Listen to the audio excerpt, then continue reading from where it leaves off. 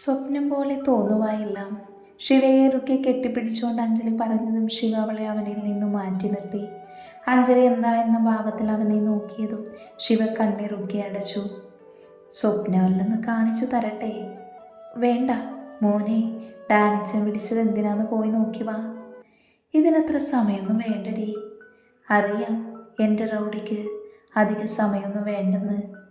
അവനിൽ നിന്ന് വിട്ടുമാറി അഞ്ജലി പറഞ്ഞതും ശിവ മുഖം ചുളിച്ചു. അഞ്ജലി ചിരിയടക്കി അവനെ ഒന്ന് നോക്കി. ശിവ പുറത്തിറങ്ങി പോകുന്നത് കണ്ട് അഞ്ജലി ചിരിയോടെ തിരിഞ്ഞു നിന്നതും ശിവ വീണ്ടും മടങ്ങി വന്ന് അവളുടെ കവിളിൽ ചുംബിച്ചു. അഞ്ജലി കണ്ണും മിഴിച്ചു. അവനെ ദേഷ്യത്തിൽ നോക്കിയതും ശിവ ഉമ്മ കൊടുക്കുന്നത് പോലെ ചുണ്ടാക്കി താഴേക്ക് പോയി. അഞ്ജലി കവിളിൽ തലോടി നാണത്തോടെ മുഖം കുനിച്ചു. അഞ്ജലി മുറിയിൽ പോയിരുന്നു. മനസ്സിൽ സങ്കടം വന്ന് നിറയുമ്പോഴും ഇരട്ടി സന്തോഷമുണ്ടായിരുന്നു.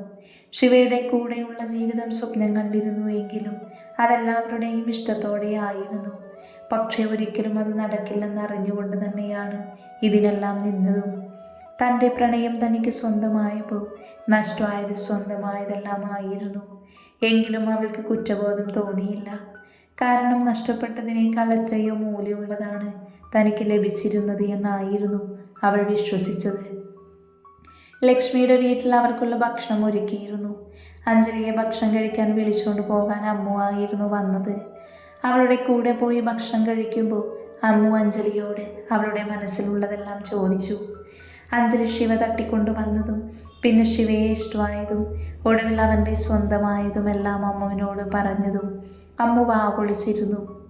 ചേച്ചി ശിവേട്ടനെ പ്രേമിച്ചു നടന്നെന്നോ? ആ, എന്തേ? എന്നിട്ട് ശിവേട്ടൻ ചേച്ചിയെ ജീവനോടെ വിട്ടല്ലോ, ഭാഗ്യം. അതെന്താടി? പ്രേമം എന്നൊക്കെ പറഞ്ഞ ശിവേട്ടന് എന്തൊരു ദേഷ്യമാണെന്നറിയോ? എൻ്റെ ചേച്ചിയെ ഒരുപാട് വഴക്ക് പറഞ്ഞിട്ടുണ്ട്. നിന്റെ ശിവേട്ടനൊക്കെ ഈ അഞ്ജലി മടക്കി കുപ്പിയിലാക്കി. കണ്ടോ, കഴുത്തിലൊരു മിന്നും കെട്ടി കൊണ്ടുവന്നേ. ചേച്ചിയുടെ ഭാഗ്യമാണ് ശിവേട്ടൻ. ചേട്ടനെ പോലെ ഒരാളെ ഏത് പെണ്ണ ആഗ്രഹിക്കാത്തേ? അതേ അമ്മു, എൻ്റെ ഭാഗ്യമാണ് ആ സ്നേഹം. അഞ്ജലി ചുണ്ടിൽ ചെറുചിരിയോടെ എന്തോ ഓർത്തുകൊണ്ട് പറഞ്ഞു. അവളുടെ കണ്ണുകൾ എതിരെയിരിക്കുന്ന ശിവയിലേക്ക് നീണ്ടു. അവനും അവളെ തന്നെ നോക്കിയിരിക്കുവായിരുന്നു. അത് കണ്ടതും അഞ്ജലി നാണത്തോടെ നോട്ടം മാറ്റി. ഡാ, മതി നോക്കിയത്. ഇപ്പം നിന്റെ മാത്രം പ്രോപ്പർട്ടിയാണ്. ആണല്ലോ, അപ്പം എൻ്റെ പ്രോപ്പർട്ടി എനിക്ക് എപ്പോൾ വേണമെങ്കിലും നോക്കാം, എത്ര നേരം വേണമെങ്കിലും നോക്കാം. ശിവ ഡാനിയെ നോക്കി കളിയാക്കി പറഞ്ഞതും ഡാനി പുച്ഛിച്ചു. ഞാനും കൊണ്ടുവരൂടാ ഒന്നിനെ, എന്നിട്ട് നിന്റെ മുന്നിൽ വെച്ച് ഞാനും അവൾ കണ്ണും നോക്കിയിരിക്കും. ആരെ? ആ പെണ്ണല്ലേ നീ അമ്പലത്തിൽ വെച്ച് നോക്കുന്നത് ഞാൻ കണ്ടായിരുന്നു. എന്താ, അവൾ എനിക്ക് സെറ്റാവില്ലേ? പിന്നെ നീ ധൈര്യമായി നോക്കടാ. ഇത് മതി മച്ച, നിന്റെ ഫസ്റ്റ് നൈറ്റിലുള്ള പാലും പഴവും എൻ്റെ വക. ഡാനി ശിവയുടെ തോളിൽ കൈയിട്ടുകൊണ്ട് പറഞ്ഞതും ശിവ ചിരിച്ചുകൊണ്ട് അവനെ നോക്കി. അവൻ്റെ സ്നേഹം കൊണ്ട് മാത്രമാണ് തനിക്കെല്ലാം ഉണ്ടായത് എന്ന ചിന്തയിൽ ശിവയ്ക്ക് ഡാനിയോടൊരു കൂടപ്പിറപ്പ് തന്നെയായിരുന്നു. താമസിക്കാൻ ഒരു വീടും ഇഷ്ടം തോന്നിയ പെണ്ണിനെ സ്വന്തമാക്കാൻ കൂടെ നിന്നതുമെല്ലാം ഓർത്ത് ശിവ ഡാനിയെ തന്നെ നോക്കി നിന്നു. ഭക്ഷണം കഴിക്കൽ കഴിഞ്ഞ് അഞ്ജലിയുടെ കൂടെ അമ്മവും മുകളിലേക്ക് വന്നു. അവർ സംസാരിച്ചിരിക്കുമ്പോഴാണ് അവിടേക്ക് ശിവ വന്നതും അമ്മു ചിരിച്ചുകൊണ്ട് അവൻ്റെ അടുത്ത് പോയി. അടിച്ചുകൊണ്ട് വന്നതല്ലേ? അഞ്ജലി അമ്മുവിനോടെല്ലാം പറഞ്ഞെന്ന് കരുതി ശിവ അവളെ കൂർപ്പിച്ച് നോക്കി. അഞ്ജലി ഇല്ലെന്ന് തലയാട്ടി. ചേച്ചി നല്ല സുന്ദരിയാ, ശിവേട്ടന് നല്ല മാച്ചാ. അമ്മു അത് പറഞ്ഞുകൊണ്ട് അവിടെ നിന്നും പോയി. ശിവമുറിയിൽ കയറി വാതിലടച്ച് കുറ്റിയിട്ടതും അഞ്ജലി ശരിക്കും പേടിച്ചു. അവൾ പതർച്ച മറിച്ച് പുരികം പൊക്കി അവനെ നോക്കി. എന്തിനു വാതിലടച്ചേ? ഇവിടെ നടക്കുന്നത് ആരെങ്കിലും കാണില്ലേ? അതിന് ഇവിടെ എന്താ നടക്കാൻ പോണേ? ശിവ ഷർട്ടിൻ്റെ ബട്ടൺ തൊട്ടതും അഞ്ജലി വേഗം അവൻ്റെ അരികിൽ വന്ന് അവൻ്റെ കൈ പിടിച്ചു വെച്ചു. ആ നിമിഷം ശിവ കുനിഞ്ഞുകൊണ്ട് അവളുടെ കവിളിൽ മുത്തി. അവളുടെ മുഖത്തോട് അവൻ്റെ ചുണ്ടുകൾ പരതി നടന്നു. താടി രോമങ്ങൾ കുത്തി അവൾക്ക് ഇക്കിളി തോന്നി. റൗഡി വേണ്ടാട്ടോ, ആരെങ്കിലും കണ്ട മോശമാണ്. ഇങ്ങോട്ടാരും വരില്ലെന്നേ. എന്നാലും ഒരെന്നാലും ഇല്ല. അവളുടെ മുഖം ചുംബിച്ചുകൊണ്ട് തന്നെ ശിവ പറഞ്ഞു. അവൻ്റെ കൈകൾ അവളുടെ ടോപ്പിനുള്ളിലൂടെ കടന്നതും അഞ്ജലി ഉയർന്നു പൊങ്ങി. അവളോടുള്ള പ്രണയം അതിൻ്റെ ഉന്മാദാവസ്ഥയിലെത്തിയിരുന്നു. കവളിൽ നിന്നും കഴുത്തിലേക്ക് ചുണ്ടുകൾ ഒഴുകുമ്പോൾ അഞ്ജലിയുടെ വിരലുകൾ അവൻ്റെ ഷർട്ടിൽ മുറുകെ പിടിച്ചിരുന്നു. സ്നേഹത്തോടെയുള്ള അവളുടെ എതിർപ്പുകളെ അവഗണിച്ചുകൊണ്ട് അവൻ അവളെ ചുംബിച്ചുകൊണ്ടിരുന്നു. ഒടുവിൽ കണ്ണടച്ച് നിൽക്കുന്ന അഞ്ജലിയുടെ മുഖം കയ്യിലെടുത്ത് അവളെ അവൻ ഉറ്റുനോക്കി. അഞ്ജലിയുടെ പ്രണയം നിറഞ്ഞ അവൻ്റെ മിഴികൾ കണ്ട് കൗതുകത്തോടെ നിന്നു. ഈ ജന്മം സ്വന്തമെന്ന് പറയാൻ ആരുമില്ലായിരുന്നു. എൻ്റെ ജീവിതത്തിലേക്ക് എന്തിനാടി വന്നത്? ഒരു ബന്ധവും വേണ്ടെന്ന് തീരുമാനിച്ച് എന്നെ കൊണ്ട് നീ നിന്റെ പ്രണയം നൽകി കൊതിപ്പിച്ചത് എന്തിനാ? I love you. അതുമാത്രമാണ് അതിൻ്റെ ഉത്തരം. നീ ആരായിരുന്നാലും നിന്നെ ഞാൻ പ്രണയിക്കും. കാരണം നീ എന്നാൽ എനിക്ക് ഭ്രാന്താണ്. സ്വന്തം ആഗ്രഹങ്ങളും സ്വപ്നങ്ങളും എല്ലാം ഉപേക്ഷിച്ച് ജീവിതം മറ്റുള്ളവർക്ക് വേണ്ടി ജീവിച്ച എന്നെ നീയാണ് മാറ്റിയത്. നിന്നെ വേണമെന്ന വാശിയാണ് എന്നെ കൊണ്ടെല്ലാം ചെയ്യിപ്പിച്ചത്. നിന്റെ ഈ സ്നേഹത്തിന് ഞാൻ യോഗ്യനാണോ? എൻ്റെ സ്നേഹത്തിനും പ്രണയത്തിനും വാശിക്കും ദേഷ്യത്തിനുമെല്ലാം ഒരേ ഒരു അവകാശിയുള്ളൂ, എൻ്റെ റൗഡി. മരണം വരെ എൻ്റെ പ്രണയം എൻ്റെ റൗഡിക്ക് മാത്രമാണ്. അവൻ്റെ കണ്ണിൽ നോക്കി അഞ്ജലി വേരോടെ പറയുമ്പോൾ അവളുടെ പ്രണയം നിറഞ്ഞ നിമിഷമായിരുന്നു അത് ശിവയ്ക്ക്. അവളുടെ മുഖമാകെ അവൻ്റെ മിഴികൾ ഒഴുകി നടന്നു. ചുണ്ടുകളിലും ചിരിയോടെ അഞ്ജലിയും അവനെ നോക്കി. നീ എന്നെ ഇട്ടിട്ട് പോകുമോടി? ആ ചോദ്യത്തിൽ സങ്കടം നിഴലിച്ചത് അഞ്ജലി അറിഞ്ഞു. അവൾ കാലുകൾ ഉയർത്തി അവൻ്റെ നെറ്റിയിൽ ചുണ്ടുകൾ ചേർത്തു. അവൻ്റെ കണ്ണിലും മൂക്കിലും കവിളിലും ഒടുവിൽ ചുണ്ടിലും ചുണ്ടുകൾ അമർത്തി. നിന്നിൽ നിന്നൊരു മോചനം എനിക്ക് വേണ്ട. ഇനി ഉണ്ടെങ്കിൽ അന്ന് ഈ ലോകത്ത് അഞ്ജലി ജീവനോടെ ഉണ്ടാവില്ല. എൻ്റെ പ്രാണൻ എന്നിൽ നിന്നും പിരിഞ്ഞാൽ പിന്നെ എങ്ങനെ ഞാൻ ജീവിക്കും? അഞ്ജലി പറഞ്ഞു തീർന്നതും ശിവയുടെ അതരങ്ങളെ അവളുടെ ചുണ്ടുകൾ പൊതിഞ്ഞിരുന്നു. അവൻ്റെ ചുണ്ടുകളെ നുകർന്നുകൊണ്ട് അവൾ അവൻ്റെ തോളിലൂടെ കൈയിട്ടു. അവളുടെ ഇടുപ്പിലൂടെ ചുറ്റിപ്പിടിച്ച് ശിവയും നിന്നു. ഒടുവിൽ കിതപ്പോടെയും തളർച്ചയോടെയും അഞ്ജലി ചുണ്ടുകൾ പിൻവലിച്ചു. ഇപ്പൊ തന്നെ ക്ഷീണിച്ചല്ലോ. റൗഡിയുടെ കൂടെ കട്ടയ്ക്ക് നിൽക്കേണ്ടവളല്ലേ? കട്ടയ്ക്കുണ്ടാവും മോനെ റൗഡിക്കുട്ട. ഇപ്പം ചെല്ല്. അതെന്താടി? ഇപ്പോൾ ഒരു ട്രയൽ നോക്കാന്നേ. അയ്യടാ, ഞാൻ അന്ന് ഇഷ്ടമാണെന്ന് പറഞ്ഞപ്പോൾ എന്തായിരുന്നു ജാടാ? റൊമാൻറ്റിക് റൗഡിയാണെന്ന് ഒരു സൂചന കിട്ടിയില്ലല്ലോ. അഞ്ജലി നെഞ്ചത്ത് കൈവച്ചുകൊണ്ട് പറയുന്നത് കേട്ട് ശിവ മീശ പിരിച്ചുകൊണ്ട് ചിരിച്ചു. അവൻ വീണ്ടും അവളിലേക്ക് അടുക്കാൻ നിന്നതും ഡാനി അങ്ങോട്ട് വന്നു. ഡാനി വിളിക്കുന്നത് കേട്ട് ശിവ അഞ്ജലിയെ മൊത്തത്തിലൊന്ന് നോക്കി. നിന്നെ ഞാൻ എടുത്തോളാം. എടുക്കാനിങ്ങ് വാ. ഇപ്പം നീ രക്ഷപ്പെട്ടു. പക്ഷേ രാത്രി എൻ്റെ കയ്യിൽ തന്നെ വരും നീ. വാതിൽ തുറന്നുകൊണ്ട് ശിവ പറഞ്ഞതും അഞ്ജലിയുടെ മനസ്സിൽ കൊള്ളിയാർ മിന്നി. ആദ്യ രാത്രിയാണെന്ന ഓർമ്മ വന്നതും അവളുടെ വയർ കാളാൻ തുടങ്ങി. അവൻ്റെ പ്രണയത്തിൻ്റെ ലഹരിയിൽ തളർന്നു പോകുന്നുവെന്ന് അവൾക്ക് ഉറപ്പായിരുന്നു. ശിവ പുറത്തിറങ്ങിയതും ഡാനി അവനെയും കൊണ്ട് വേഗം താഴേക്ക് പോയി. കാര്യം എന്തായെന്നറിയാതെ ശിവ അവനെ ഒന്ന് നോക്കി. ഡാനി എങ്ങനെ പറയുമെന്നറിയാതെ നിൽക്കുകയായിരുന്നു. എന്താടാ കാര്യം പറ. ഡാ, ആ നമ്പ്യാർ അയാളെന്താ എന്തെങ്കിലും ചെയ്തോ? അല്ലടാ, അയാൾക്ക് അറ്റാക്കായിന്ന് ഗൗതം വിളിച്ചു പറഞ്ഞതാ. ഡാനി പറഞ്ഞത് കേട്ട് ശിവ ഞെട്ടി. അവൻ ഞെട്ടിയിൽ ഒഴിഞ്ഞുകൊണ്ട് ആലോചനയോടെ നിന്നു. അഞ്ജലിയോട് പറയണ്ടേ? നീ പോയി പറഞ്ഞേക്ക്. അവൾക്ക് പോകണമെന്ന് പറഞ്ഞാലോ?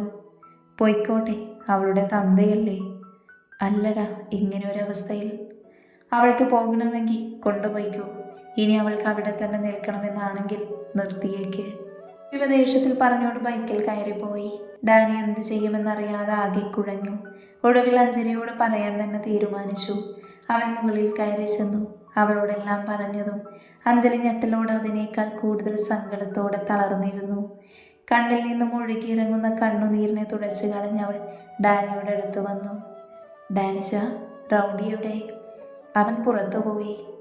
അവൻ അറിഞ്ഞു എനിക്ക് പപ്പയെ ഒന്ന് കാണണം ഡാനിച്ച. അവൻ അറിഞ്ഞിട്ടില്ല. നീ വാ, നമുക്ക് പോകാം. ആ നിമിഷം അവൾക്ക് അത്രയും വർഷം സ്നേഹം മാത്രം നൽകിയ നമ്പ്യാരുടെ മുഖം മാത്രമായിരുന്നു മനസ്സിൽ തെളിഞ്ഞത്. താൻ കാരണം സ്വന്തം പപ്പയ്ക്ക് എന്തെങ്കിലും സംഭവിച്ചാൽ അവൾക്കത് താങ്ങാൻ കഴിയില്ലായിരുന്നു. അവൾ ഡാനിയുടെ കൂടെ ഹോസ്പിറ്റലിലേക്ക് തിരിക്കുമ്പോൾ അവിടെയെല്ലാം ശിവയെ തിരഞ്ഞു. അവൾ ഹോസ്പിറ്റലിലെത്തുമ്പോൾ മുന്നിൽ തന്നെ ഗൗതം ഉണ്ടായിരുന്നു. അവൾ ജീപ്പിൽ നിന്നും ഇറങ്ങി നേരെ അവൻ്റെ അടുത്തേക്ക് ഓടി. ഗൗതം, പപ്പ, എൻ്റെ പപ്പയ്ക്ക് എന്താടാ? നീ കരയില്ലേ? ഇപ്പം കുഴപ്പമൊന്നുമില്ല. എന്താടാ ഉണ്ടായി? ഞാൻ കാരണമാണോടാ? ഏയ്, നീ അങ്ങനെ വിചാരിക്കണ്ട. നീ കരയാതെ. അവൻ അവളെയും കൊണ്ട് അകത്തേക്ക് നടന്നു.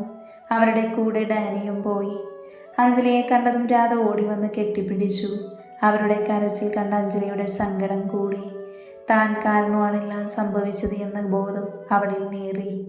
അഞ്ജലി ഒഴിഞ്ഞു മാറി നിൽക്കുന്ന അജയുടെ അടുത്തേക്ക് പോയി കരച്ചിലോട് അവൻ്റെ നെഞ്ചിലേക്ക് ചാഞ്ഞു. ഏട്ടാ, ഞാൻ കാരണമാണോ പപ്പ? ഇല്ലടി, നീ കാരണമൊന്നുമല്ല. അജയ്ക്ക് അവളെ എങ്ങനെ ആശ്വസിപ്പിക്കണമെന്ന് അറിയില്ലായിരുന്നു. അവൻ അവളെ ചേർത്ത് പിടിച്ചു. ഗൗതം മാറി നിൽക്കുന്ന ഡാനിയുടെ അടുത്തേക്ക് വന്നു. ശിവ എവിടെ? അവൻ ദേഷ്യത്തിൽ പോയതാ, എങ്ങോട്ടാന്നറിയില്ല. ഡാനി പറയുന്നത് കേട്ട് ഗൗതം അവനെ സൂക്ഷിച്ചു നോക്കി. ഡാനി ഗൗതമിനെയും കൊണ്ട് അവിടെ നിന്നും കുറച്ച് മാറി നിന്നു. ഡാനി എല്ലാം ഗൗതമിനോട് പറഞ്ഞു. അവൻ വരില്ലേ ഇനി? അറിയില്ല, അഞ്ജലിക്ക് അറിയില്ല അവനിത് അറിയാമെന്ന്. അവളോടിപ്പോൾ പറയണ്ട, എല്ലാം കൂടെ താങ്ങാൻ വയ്യ അവൾക്ക്. ഗൗതം പറയുന്നത് ശരിയാണെന്ന് തോന്നി ഡാനിക്ക്. ഒരു ദിവസം കൊണ്ട് അഞ്ജലി അത്രമാത്രം സങ്കടം അനുഭവിച്ചു. ആ സമയം അത്രയും ഡാനി ശിവയെ വിളിച്ചുകൊണ്ടിരുന്നു. എന്നാൽ ശിവ ഫോൺ എടുത്തതേയില്ല. ആ സമയമാണ് ICUവിൽ നിന്നും ഡോക്ടർ ഇറങ്ങി വന്നത്. എല്ലാവരും ആകാംക്ഷയോടെ ഡോക്ടറെ നോക്കി. അയാൾ വളരെ ഗൗരവം നിറഞ്ഞ സ്വരത്തിൽ പറഞ്ഞു. ആരാ? ശിവ. അവനെ കാണണമെന്നാണ് രമേശ് പറയുന്നത്. ആ വാക്കുകൾ കേട്ട് എല്ലാവരും ഒരുപോലെ ഞെട്ടി. അവരെല്ലാവരും പരസ്പരം മുഖത്തോട് മുഖം നോക്കി. രമേശിന് കുഴപ്പമൊന്നുമില്ലെന്ന് ഡോക്ടർ പറഞ്ഞപ്പോഴാണ് അവർക്കെല്ലാം ആശ്വാസമായത്. ഡാനി ശിവയെ വിളിച്ചുകൊണ്ട് വരാൻ വേണ്ടി പോയതും ഗൗതം അഞ്ജലിയെ കൊണ്ട് കുറച്ച് മാറിയിരുന്നു. അഞ്ജലി ആകെ തളർന്നു പോയിരുന്നു. താൻ കാരണമാണെന്ന കുറ്റബോധം അവളുടെ ഉള്ളിൽ നീറിക്കൊണ്ടിരുന്നു. അഞ്ജു, നീ ഇങ്ങനെ കരയല്ലേ? ഗൗതം, എല്ലാത്തിനും കാരണം ഞാനല്ലടാ. ഒന്നും വേണ്ടായിരുന്നു. എല്ലാം ഉള്ളിലൊതുക്കി പപ്പയ്ക്ക് വേണ്ടി ജീവിച്ചാൽ മതിയായിരുന്നു. നീ എന്താ ഇങ്ങനെയൊക്കെ പറയുന്നേ? ശിവയെ വേണ്ടെന്ന് വെക്കാൻ കഴിയുമോ നിനക്ക്? അവൻ നിന്നെ തടഞ്ഞു. എന്നിട്ടും നീയാണ് അവനെ പോലും നിന്നിലേക്ക് കൊണ്ടുവന്നത്. അഞ്ജലി തലയ്ക്ക് കൈ കൊടുത്തുകൊണ്ട് കണ്ണീരോടെയിരുന്നു. അവളെ എങ്ങനെ ആശ്വസിപ്പിക്കണമെന്നറിയാതെ ഗൗതം അവളുടെ തോളിൽ കൈവച്ചു. ഇതൊന്നും നമ്മൾ മുൻകൂട്ടി കണ്ടതല്ലല്ലോ. എല്ലാം ദൈവത്തിൻ്റെ തീരുമാനമാണ് അഞ്ജു. മനസ്സിൽ ഗൗതം പറയുന്നതൊന്നും കയറാതെ അഞ്ജലി അതേ ഇരിപ്പ് തുടർന്നു. ആ സമയമാണ് നിതിൻ അങ്ങോട്ട് വരുന്നത് ഗൗതം കണ്ടത്. അവനെ കണ്ടതും ഗൗതം അഞ്ജലിക്ക് അവനെ കാണിച്ചു കൊടുത്തു. അഞ്ജു, നീ താലിമാല മറച്ചു വെക്ക്, നിതിൻ വരുന്നു. എന്തിന്? എന്നായാലും അവൻ അറിയും എൻ്റെ റൗഡി കെട്ടിയ താലി ഞാനെന്തിനു മറക്കണം? എടി പൊട്ടി, ഇപ്പം എവിടെ വെച്ച് അറിയണ്ട. അത് അങ്കിളിന് കൂടുതൽ സങ്കടമാകും. നിതിൻ്റെ മുന്നിൽ വാക്ക് തെറ്റിച്ച കുറ്റബോധം അങ്കിളിനെ കൂടുതൽ വിഷമത്തിലാക്കും. നമുക്ക് അവനോടെല്ലാം സാവകാശം പറയാം പ്ലീസ്. ഗൗതം പറയുന്നതിൽ കാര്യമുണ്ടെന്ന് തോന്നി.